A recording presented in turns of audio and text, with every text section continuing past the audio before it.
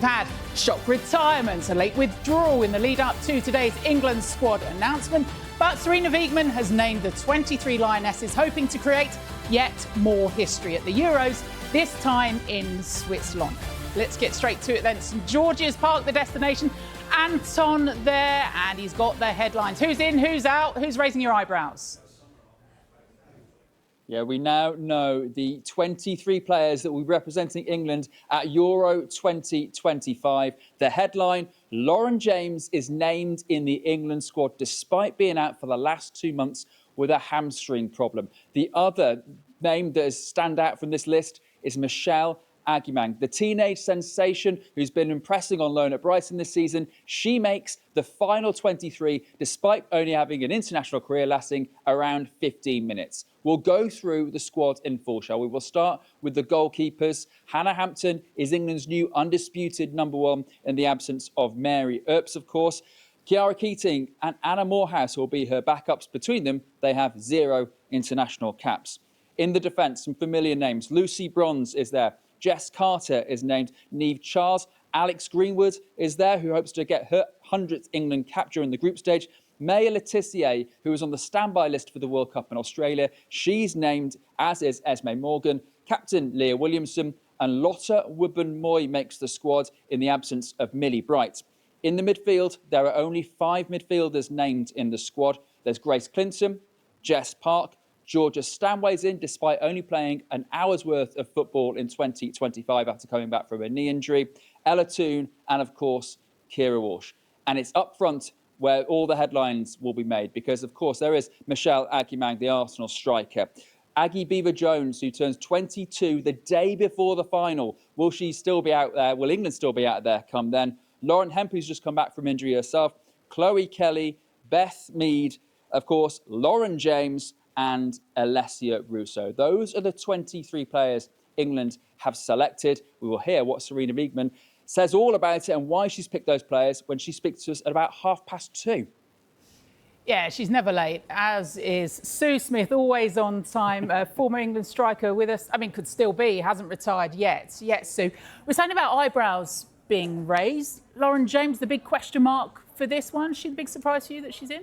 Yeah, I think so. Obviously, the 3 announcements before the squad was picked was quite a shock, I think, for a lot of us. And then I just looked at the key player that you wanted to be fit, you wanted to be available, and that was Lauren James. I think we know the qualities that she has, and I'm sure that Sarina Wiegman's had a lot of conversations with the medical team and making sure that she is going to be okay. And she's just a game changer. She's a player that if you've got 10 minutes of a game where you've got to win something, you bring her on and you know that she's capable of those moments of magic, ability to unlock a defence if needs be, the quality of pass, the vision, the awareness and obviously the goal scoring ability. So, yeah, I'm absolutely delighted that she's in the team. I know there'll be a lot of concerns about her fitness, but I just think that the quality that she has, she's a player that you take if you know that she can even play 10, 15 minutes of a game.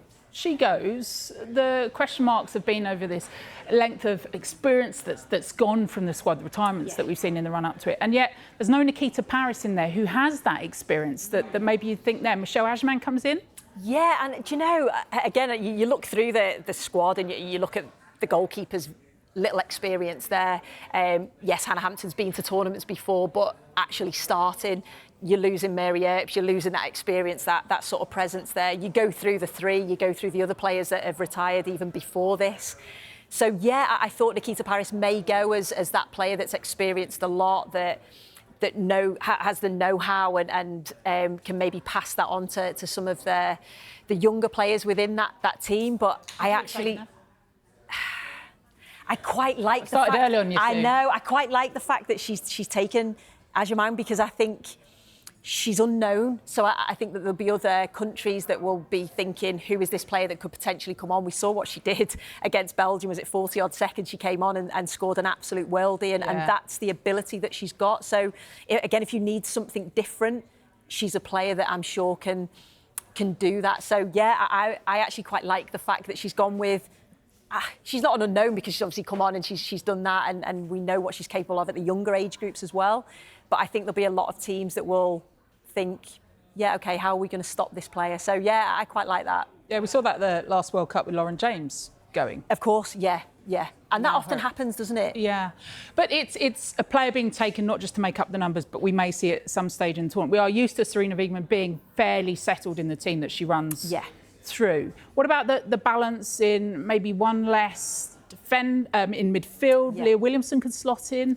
Yeah, and again, I think I looked, there was only 5 midfielders in there. But I think you look at some of those defenders can go into midfield. Leah Williamson, we know, can do that quite easily, can go into that holding midfield role. There's other defenders that can do that as well. So she's probably looking at that. You know that Sarina likes to have at least 2 players for each position. So you could go through each position and go, for example, Alex Greenwood can play centre-half. She can also play left-back. Look at May Letitia. She can play centre-back. She can also cover at right-back. So she wants that cover. Leah Williamson, centre-half, but can play central midfield. So she'll certainly know that is...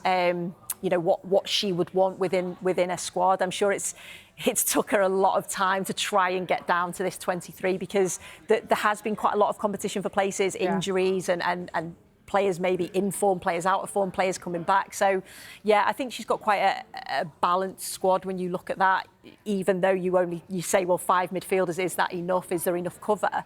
The fact that other players can play in there, I think, does help.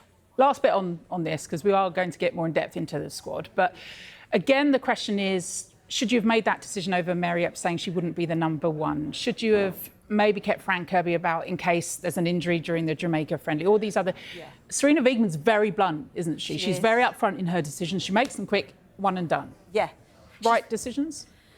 See, I think we've praised Sarina Wiegman since she's come and took over as England manager because she's very honest and she tells the players exactly how it is. I remember Jill Scott coming out after the last Euros and saying, we all really respect that as players. We want to know where we are. So whether Sarina Wiegman's saying, you are going to be a starter or you are going to be a squad player, a finisher, as she calls them, the subs that are going to come on and make a difference, you know what your role is within that squad. And she makes that very clear. So the fact that she's probably come out to Mary Earps and said, you're not going to be my number 1, you are going to be number 2 in this tournament, has then made Mary make that decision. So I like the honesty because I think if she had have said to Mary, OK, you 2 are fighting for that number 1 shirt, come along, which would have then made it a more experienced squad. You've got 2 top quality goalkeepers fighting.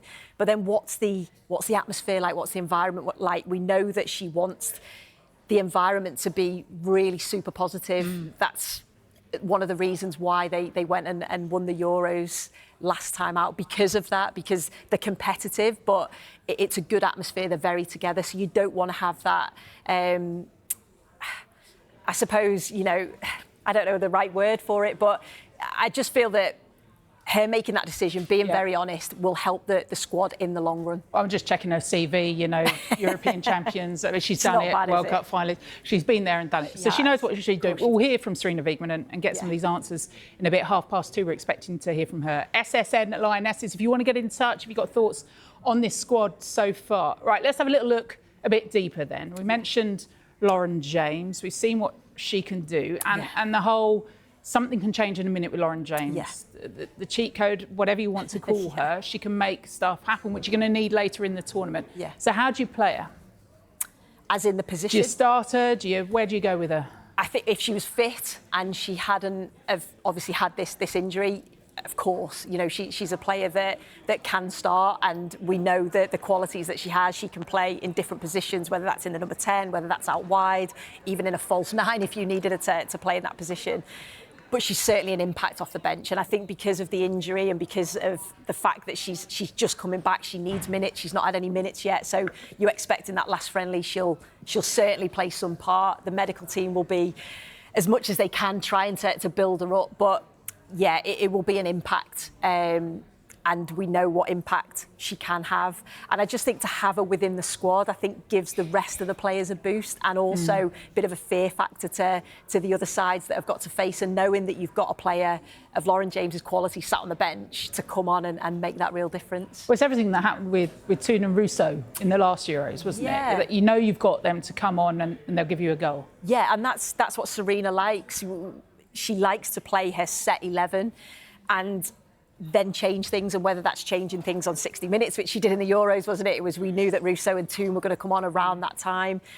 Doesn't call them substitutes, calls them finishers, which I like. So again, you know your role in the squad. You are a finisher. I'm going to be a player that's going to come on. I'm going to make the difference, whether it's a goal, whether it's an assist. And she will be one of those players, Lauren James. And again, she'll know what her role is, and she'll know that she's got the capability, she's confident to go and do that and win a match for England, whether it's, you know, a game that's really tight and you just need somebody to unlock that defence, the defence that's really tight and well organised. She's got the ability to do that.